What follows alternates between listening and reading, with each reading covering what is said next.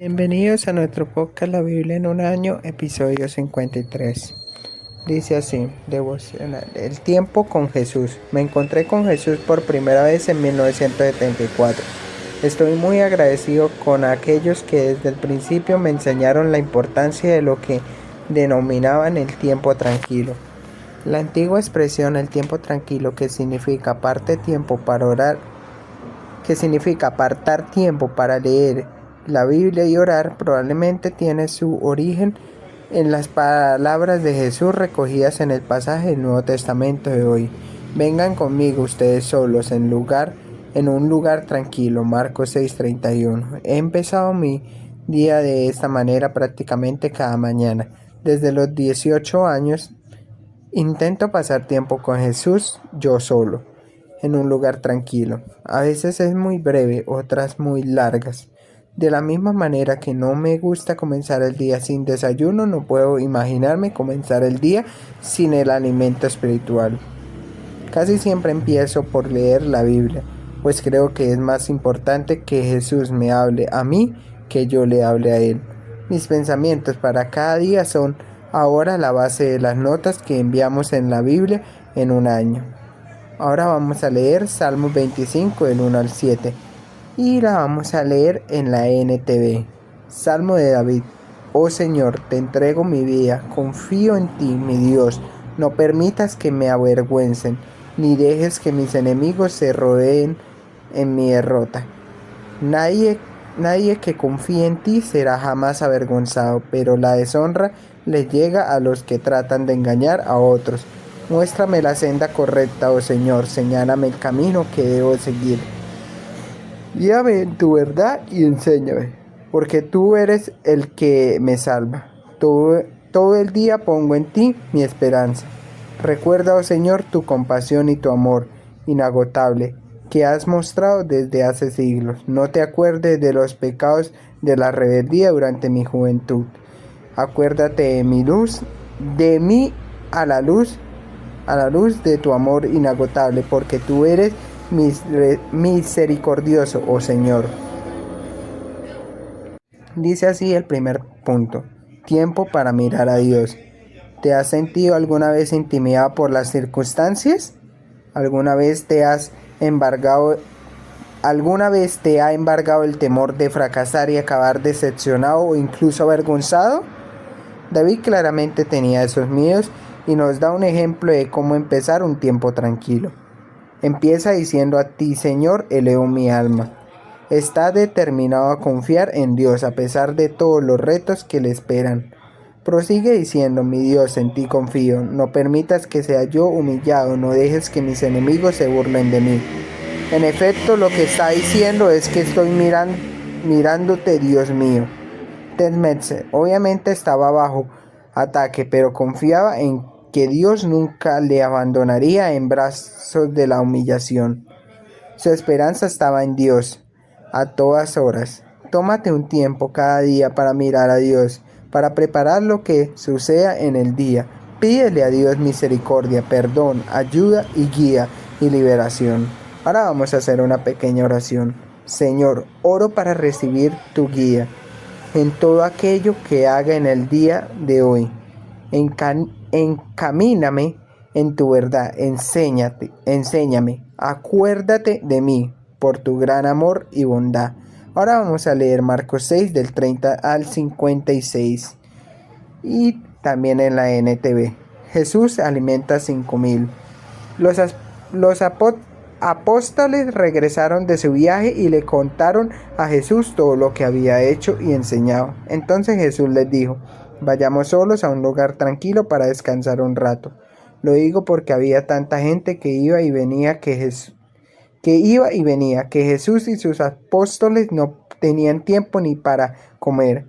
Así que salieron en la barca a un lugar tranquilo donde pudieran estar a solas. Pero muchos los reconocieron y los vieron salir. Y gente de muchos pueblos corrió a lo largo de la orilla y llegó antes que ellos. Cuando Jesús salió de la barca, vio la gran multitud y tuvo compasión de ellos porque eran como ovejas sin pastor. Entonces comenzó a enseñarle muchas cosas. Al atardecer, los discípulos se le acercaron y le dijeron: Este es un lugar alejado y ya se está haciendo tarde. Despide a la multitud para que puedan ir a las granjas y aldeas cercanas a comprar algo de comer. Jesús les dijo: denles ustedes de comer. ¿Con qué?, preguntaron. Tendríamos que trabajar durante meses para ganar suficiente a fin de comprar comida para toda esta gente. ¿Cuánto pan tienen?, preguntó. Vayan y averigüen. Ellos regresaron e informaron: tenemos 5 panes y 2 peces. Entonces Jesús les dijo a los discípulos que sentaran a la gente en grupos sobre la hierba verde. Así que se sentaron en grupos de 50 y de 100. Jesús tomó los 5 panes y los 2 peces, miró hacia el cielo y los bendijo. Luego, a medida que partía los panes en trozos, se los daba a sus discípulos para que los distribuyeran entre la gente. También dividió los pescados para que cada persona tuviera su porción. Todos comieron cuanto quisieron, y después los discípulos juntaron 12 canastas con lo que sobró de pan y pescado. Un total de 5,000 hombres y sus familias se alimentaron. Jesús camina sobre el agua. Inmediatamente después Jesús insistió en que sus discípulos regresaran a la barca y comenzaran a cruzar el lago hacia Betsaida, mientras él enviaba a la gente a su casa. Después de despedirse de la gente, subió a las colinas para orar a solas. Muy tarde esa misma noche los discípulos estaban en la barca en medio del lago y Jesús estaba en tierra solo. Jesús vio que ellos se encontraban en serios problemas, pues remaban con mucha fuerza y luchaban contra el viento y las olas. A eso de las 3 de la madrugada, Jesús se acercó a ellos caminando sobre el agua. Su intención era pasarlos de largo, pero cuando los discípulos lo vieron caminar sobre el agua, gritaron de terror, pues pensaron que era un fantasma. Todos quedaron aterrados al verlo, pero Jesús les habló de inmediato. No tengan miedo, dijo. Tengan ánimo, yo estoy aquí. Entonces subió a la barca y el viento se detuvo. Ellos estaban totalmente asombrados porque todavía no entendían el significado del milagro de los panes. Tenían el corazón demasiado endurecido para comprenderlo. Después de cruzar el lago, arribaron a Genesaret, llevaron la barca hasta la orilla y bajaron. Los habitantes reconocieron a Jesús enseguida y corrieron por toda la región llevando a los enfermos en camilla hasta donde oían que él estaba. Por donde iba, fueran aldeas, ciudades o granjas, le llevaban enfermos a las plazas, le suplicaban que permitiera a los enfermos tocar al menos el fleco de su túnica, y todos los que tocaban a Jesús eran sanos. Tiempo a solas con Jesús, el segundo punto. Jesús enseñó a sus discípulos que el tiempo a solas con él era prioritario. Vengan conmigo ustedes solos a un lugar tranquilo, y se fueron solos a un lugar solitario. La vida de Jesús conllevaba mucha acción, por lo que tenía que ser difícil para él escaparse y descansar un poco. Dios lo estaba usando de manera sorprendente. Para empezar, alimentando a los 5,000 y caminando sobre las aguas. Él veía la enorme necesidad de toda aquella gente. Tuvo compasión de ellos porque eran como ovejas sin pastor. Acudían a él corriendo literalmente, pues lo necesitaban desesperadamente. A pesar de esto, Jesús consideró necesario despedirlos, pues necesitaba algo de soledad. Subió hasta una montaña para orar, dando prioridad a su tiempo a solas con Dios. La oración y la acción van de la mano. La actividad brota de la relación. Jesús tuvo compasión de ellos. La palabra usada es la más fuerte de la lengua griega para compadecerse. Como dice Ted Menzies, se le partió el corazón. Jesús animaba constantemente a sus discípulos y los hacía desarrollarse en su ministerio. No se limitó a alimentar a los 5,000 milagrosamente él solo, sino que les dijo: denle ustedes mismos de comer. A veces me siento sobrecogido por el ministerio que Dios me ha dado. Con frecuencia siento que tengo muy poco que ofrecer a la gente a quien estoy llamado a servir. Este pasaje me da mucho consuelo. Jesús puede hacer muchísimo con muy poco. Si ofreces a Jesús lo poco que tienes, Él puede multiplicarlo y satisfacerlo satisfacer las necesidades de todo el mundo. Jesús era eficiente, organizado y práctico. Les mandó que hicieran que la gente se sentara por grupos sobre la hierba verde. Así que ellos se acomodaron en grupos de 100 y de 50. Después de que los discípulos hubieran alimentado a los 5,000, Jesús los envió de nuevo solos, los hizo subirse a la barca e ir por delante mientras él subía a la montaña a orar. A veces incluso, aunque estemos haciendo lo que Jesús nos dice que hagamos, resulta muy difícil y extenuante. Hay momentos en los que me siento agitado y lleno de miedo. Los discípulos hacían grandes esfuerzos para remar, pues tenían el viento en contra. Cuando Jesús se unió a ellos, les dijo: calma, soy yo, no tengan miedo. En el momento en que Jesús subió a la barca con ellos, se calmó el viento. Aquí vemos una imagen de la diferencia que supone tener a Jesús en nuestra vida. La vida es un constante sin vivir, esforzándose para ir cuesta arriba si no somos conscientes de la presencia de Jesús con nosotros. Solo aquellos que reconocen a Jesús pueden disfrutar de esta relación. Aquellos que lo reconocieron corrieron hacia Él y todos los que le tocaban quedaban sanos. Ahora vamos a hacer una pequeña oración. Señor, gracias porque en las tormentas de la vida me dices: calma, soy yo, no tengas miedo. Ahora vamos a leer todo Éxodo 31 en la NTV. Los artesanos Betzalel y Aholiab. Luego el Señor le dijo a Moisés: mira, he escogido especialmente a Betzalel, el hijo de Uri y nieto de Hur, de la tribu de Judá.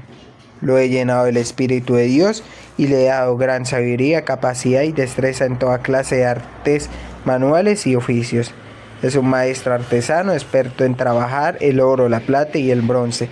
Es hábil en grabar, en incrustar piedras preciosas y en tallar madera. Es un maestro en todo trabajo artístico.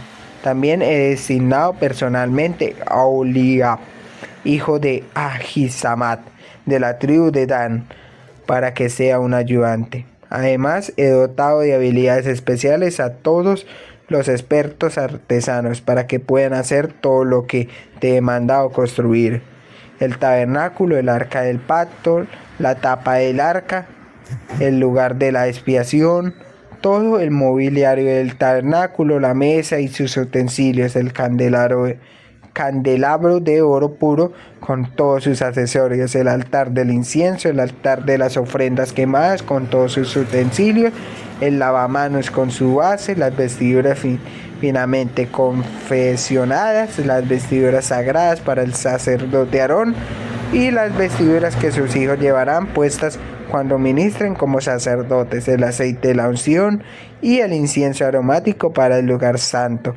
Los artesanos deberán hacer todo tal como yo le he ordenado. Instrucciones para el día de descanso. Después el Señor le dio a Moisés las siguientes instrucciones: dile a los israelitas: asegúrense de guardar mi día de descanso, porque el día de descanso es una señal del pacto entre ustedes y yo, de generación en generación. Se ha establecido para que sepan que yo soy el Señor, quien los hace santos. Deberán guardar el día de descanso porque es un día santo para ustedes. Cualquiera que lo profane será ejecutado, y el que trabaje ese día será excluido de la comunidad. Tienen 6 días en la semana para hacer su trabajo habitual, pero el séptimo día será un día de descanso absoluto, un día santo dedicado al Señor. Cualquiera que trabaje el día de descanso será ejecutado. El pueblo de Israel deberá guardar el día de descanso y conmemorarlo de generación en generación. Es una obligación del pacto para siempre. Es una señal perpetua de mi pacto con el pueblo de Israel. Pues en 6 días el Señor hizo los cielos y la tierra, pero en el séptimo día dejó de trabajar y descansó. Cuando el Señor terminó de hablar con Moisés en el monte Sinaí, les dio las 2 tablas de piedra grabadas con las condiciones del pacto escritas por el dedo de Dios. Ahora vamos a leer Éxodo 32 también en la NTV, el becerro de oro. Cuando los israelitas vieron que Moisés tardaba tanto en bajar del monte se juntaron alrededor de Aarón y le dijeron: vamos, haznos dioses que puedan guiarnos. No sabemos qué le sucedió a ese tipo, Moisés, el que nos trajo aquí desde la tierra de Egipto. Aarón le respondió: quítenles a sus esposas, hijos e hijas los aretes de oro que llevan en las orejas y tráiganmelo. Todos se quitaron los aretes que llevaban en las orejas y se los llevaron a Aarón. Entonces Aarón tomó el oro hasta darle la forma de un becerro. Cuando los israelitas vieron el becerro de oro, exclamaron: oh Israel, estos son los dioses que te sacaron de la tierra de Egipto. Al ver a Aarón el entusiasmo del pueblo, edificó un altar frente al becerro. Luego anunció: mañana celebraremos un festival al Señor. Temprano a la mañana siguiente el pueblo se levantó para sacrificar ofrendas quemadas y ofrendas de paz. Después todos celebraron con abundante comida y bebida y se entregaron a diversiones paganas. El Señor le dijo a Moisés: baja ya de la montaña, tu pueblo, el que sacaste de la tierra de Egipto, se ha corrompido, que pronto se apartaron de la forma en que les ordené que vivieran. Fundieron oro y se hicieron un becerro y se inclinaron ante él y le ofrecieron sacrificios. Andan diciendo: oh Israel, estos son tus dioses que te sacaron de la tierra de Egipto. Después el Señor dijo: he visto lo terco y rebelde que es este pueblo. Ahora quítate de en medio para que mi ira feroz pueda encender contra ellos y destruirlos. Después Moisés: haré de ti una gran nación. Pero Moisés trató de apaciguar al Señor su Dios. oh Señor, le dijo, ¿por qué estás tan enojado con tu propio pueblo, el que sacaste de la tierra de Egipto con tu gran poder y mano fuerte? ¿Por qué dejar que los egipcios digan: su Dios los rescató, con la mala intención de matarlos en los montes y borrarlos de la faz de la tierra? Abandona tu ira feroz, cambia de parecer en cuanto a ese terrible desastre con el que amenazas a tu pueblo. Acuérdate de tus siervos Abraham, Isaac y Jacob. Tú mismo te comprometiste con ellos bajo juramento diciendo: haré que sus descendientes sean tan numerosos como las estrellas del cielo, y entregaré a sus descendientes toda esta tierra que prometí darles, y ellos la poseerán para siempre. Entonces el Señor cambió de parecer en cuanto al terrible desastre con que había amenazado destruir a su pueblo. Enseguida Moisés se dio la vuelta y descendió del monte. Llevaba en sus manos las 2 tablas de piedra grabadas con las condiciones del pacto. Estaban escritas a ambos lados, por delante y por detrás. Estas tablas eran obra de Dios. Cada palabra estaba escrita por Dios mismo. Cuando Josué oyó el alboroto del pueblo que gritaba desde abajo, exclamó a Moisés: parece que hay guerra en el campamento. Pero Moisés respondió: no son gritos de victoria. No son gritos de victoria ni de lamentos de derrota. Oigo sonidos de celebración. Cuando se acercaron al campamento, Moisés vio el becerro y las danzas, y ardió de enojo. Entonces tiró las tablas de piedra al suelo, las cuales se hicieron pedazos al pie del monte. Tomó el becerro que habían hecho y lo quemó. Luego lo molió hasta hacerlo polvo. Lo arrojó al agua y obligó a los israelitas que la bebieran. Por último se dirigió a Aarón y le preguntó: ¿qué te hizo este pueblo para que los llevaras a caer en un pecado tan grande? No te disgustes tanto, mi señor, contestó Aarón. Tú sabes bien qué mala es esta gente. Ellos me dijeron: haznos dioses que puedan guiarnos. No sabemos qué le sucedió a ese tipo, Moisés, el que nos trajo aquí desde la tierra de Egipto. Así que yo les dije: los que tengan joyas de oro, que se las quiten. Cuando me las trajeron, no hice más que echarlas al fuego y salió este becerro. Moisés vio que Aarón había permitido que el pueblo se descontrolara por completo y fuera el hazmerreír de sus enemigos. Así que se paró en la entrada del campamento y gritó: todos los que estén de parte del Señor, vengan aquí y únanse a mí. Y todos los levitas se juntaron alrededor de él. Moisés les dijo: esto dice el Señor, Dios de Israel: cada uno de ustedes tome su espada, recorre el campamento de un extremo al otro, maten a todos, incluso a sus hermanos, amigos y vecinos. Entonces los levitas obedecieron la orden de Moisés, y ese día murieron unas 3,000 personas. Entonces Moisés le dijo a los levitas: hoy se consagraron a sí mismos para el servicio del Señor. porque lo obedecieron aun cuando tuvieron que matar a sus propios hijos y hermanos. Hoy se ganaron una bendición. Moisés intercede por Israel. Al día siguiente Moisés le dijo a los israelitas: ustedes cometieron un terrible pecado, pero yo subiré de nuevo al monte a encontrarme con el Señor. Quizás pueda lograr que Él les perdone este pecado, que le perdone este pecado. Entonces Moisés volvió a donde estaba el Señor y dijo: qué terrible pecado cometió este pueblo, se hicieron dioses de oro. Ahora si solo perdonarás su pecado, pero si no, borra mi nombre del registro que has escrito. Pero el Señor respondió a Moisés: no, yo borraré el nombre de todo aquel que haya pecado contra mí. Ahora ve y lleva al pueblo al lugar del que te hablé. Mi ángel irá delante de ti. Cuando llegue el día de pedirles cuentas a los israelitas, ciertamente los haré responsables de sus pecados. Después el Señor envió una terrible plaga sobre ellos, porque habían rendido culto al becerro que hizo Aarón.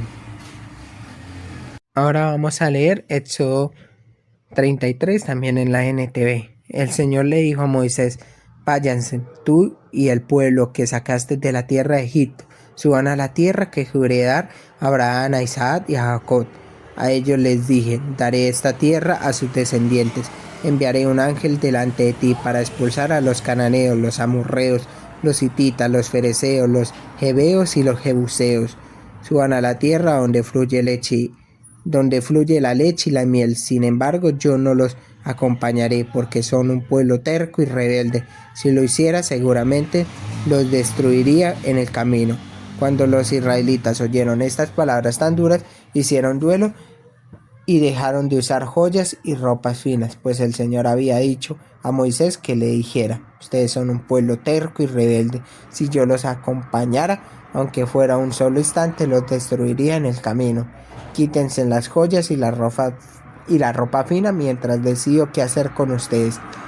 Así que desde el monte que partieron del monte Sinaí, los israelitas dejaron de usar joyas y de ponerse ropa fina. Moisés tenía la costumbre de armar la carpa de reunión a cierta distancia del campamento, y toda persona que quería hacer alguna petición al Señor iba a la carpa de reunión que estaba fuera del campamento. Cada vez que Moisés se dirigía a la carpa de reunión, toda la gente se levantaba y permanecía de pie a la entrada de su propia carpa. Todos seguían a Moisés con la vista hasta que entraba en la carpa. Cuando Moisés entraba en la carpa, la columna de nube descendía y se quedaba en el aire a la entrada mientras el Señor hablaba con Moisés. Cuando el pueblo notaba que la nube se detenía a la entrada de la carpa, cada persona se paraba a la entrada de su propia carpa y se inclinaba. Dentro de la carpa de reunión, el Señor hablaba con Moisés cara a cara, como cuando alguien habla con un amigo. Después Moisés regresaba al campamento, mientras su asistente, el joven Josué, hijo de Nun, permanecía en la carpa de reunión. Moisés ve la gloria del Señor. Un día Moisés dijo al Señor: tú me has estado diciendo: llévate a este pueblo a la tierra prometida, pero no me has dicho a quién enviarás conmigo. Me has dicho: yo te conozco por tu nombre y te miro con agrado. Si es cierto que me miras con buenos ojos, permíteme conocer tus caminos, para que pueda comprender más a fondo y siga gozando de tu favor. Y recuerda que esta nación es tu propio pueblo. El Señor le respondió: yo mismo iré contigo, Moisés, y te haré descanso, todo te saldrá bien. Entonces Moisés dijo: si tú mismo no vienes con nosotros, no nos hagas salir de este lugar. ¿Cómo se sabrá que me miras con agrado a mí y a tu pueblo si no vienes con nosotros? Pues tu presencia con nosotros es la que nos separa a tu pueblo y a mí de todos los demás pueblos de la tierra. El Señor contestó a Moisés: ciertamente haré lo que me pidas, porque te miro con agrado y te conozco por tu nombre. Moisés respondió: te suplico que me muestres tu gloria, tu gloriosa presencia. El Señor respondió: haré pasar delante de ti toda mi bondad, y delante de ti proclamaré mi nombre, Shabbat. pues tendré misericordia de quien yo quiera y mostraré compasión con quien yo quiera. Sin embargo, no podrás ver directamente mi rostro, porque nadie puede verme y seguir con vida. El Señor siguió diciendo: párate cerca de mí, sobre esta roca. Cuando pase mi gloriosa presencia, te esconderé en la grieta de la roca y te cubriré con mi mano hasta que yo haya pasado. Después retiraré la mano y dejaré que me veas por detrás, pero no se verá mi rostro. Tercer punto: tiempo para recibir ayuda de Dios. Parte de la razón por la que Jesús quería que sus discípulos se fueran era para descansar un poco. En este pasaje vemos la importancia del descanso y de renovarse. Éxodo 31 del 13 al 17. Tenemos que prever esto en nuestras planificaciones, haciendo de estos momentos una prioridad. El tiempo a solas con Jesús implica escucharlo a Él. La manera principal de escuchar a Jesús es a través de la Biblia. Con frecuencia sucumbimos a la tentación con más facilidad cuando dejamos de pasar tiempo a solas con Jesús. En Éxodo 32 vemos que por más que Dios haya hecho por nosotros en el pasado, somos prontos a olvidarnos y dudar de Él, y como resultado caer en el pecado. Demasiado pronto se han apartado del camino que les ordené seguir. La causa inicial de su idolatría fue la falta de paciencia. No esperaron el tiempo de Dios. El hecho de que Dios se demore lo que nos parece mucho tiempo no significa que Él no esté orando. Después de que el pueblo hubiera hecho un ídolo con el becerro de oro, Moisés hizo una oración que evitó el desastre total. Se puede cambiar el curso de la historia mediante el poder de la oración. Aarón fue declarado culpable de idolatría. ¿Qué te hizo este pueblo? ¿Por qué lo has hecho cometer semejante pecado? En realidad, Aarón se limitó a seguir la opinión popular. Lo que lo llevó a cabo fue idea del pueblo, pero a los ojos de Dios él seguía siendo el líder. Tenía que haberse plantado enfrente de ellos en vez de permitir que lo convencieran para llevarlos al pecado. Aarón replicó: tú bien sabes que a esta gente le gusta hacer lo malo. Ellos me dieron el oro y yo lo eché al fuego y salió este becerro. Lo que hice son obviamente excusas. Es muy fácil distorsionar la verdad levemente para justificarnos a nosotros mismos. El pasaje de hoy puede ser comprendido más plenamente a la luz de la exposición que hace del mismo el Nuevo Testamento. San Pablo aclara: todo eso sucedió para servirnos de ejemplo, a fin de que no nos apasionemos por lo malo, como lo hicieron ellos. 1 Corintios 10:6 está diciendo que en este pasaje se nos advierte de 4 cosas: autodiligencia, promiscuidad, alabarse a sí mismos y murmuración. San Pablo continúa explicándonos: todo eso le sucedió para servir de ejemplo y que quede escrito para advertencia nuestra. La severidad de los castigos descritos es una indicación de lo serios y destructivos que son estos pecados. Nos muestra que Dios no está dispuesto a pasarlo por alto y que se agranden. Y San Pablo no se queda ahí, nos explica cómo lidiar con la tentación. Ustedes no han pasado por ninguna prueba que no sea humanamente soportable, y puedan ustedes confiar en Dios, que no los dejará sufrir pruebas más duras de lo que pueden soportar. Por el contrario, cuando llegue la prueba, Dios le dará también la manera de salir de ella para que puedan soportarla. Estas palabras finalmente nos recuerdan la extraordinaria gracia de Dios para con nosotros a la hora de ayudarnos a superar la tentación. Si a pesar de todo caemos en alguna de estas áreas, podemos ser perdonados por medio de Jesús. Ahora vamos a hacer una pequeña oración. Señor, gracias por el enorme privilegio que tenemos de poder pasar tiempo en tu presencia. Gracias porque puedo escuchar tu voz y porque me hablas por medio de las Escrituras. Ayúdame a ser cuidadoso para no caer en la tentación. Ayúdame a caminar en una relación íntima contigo. Pipa añade. Éxodo 31, del 1 al 36. Qué rápido se porta mal la gente cuando los dejan a su aire. Aarón tenía que haberse sido más listo. A pesar de que había sido parte de muchos milagros prodigiosos, dejarse llevar por la gente lo lleva a perderse. El único que permaneció totalmente fiel fue Moisés. El liderazgo puede conllevar mucha soledad y Moisés fue un auténtico líder. Y recuerda que este podcast está hecho por el pastor Nicky Gumbel de la iglesia HTB en Londres. Y el que le dio vida a este podcast fue Jesús David Rodríguez Rojas.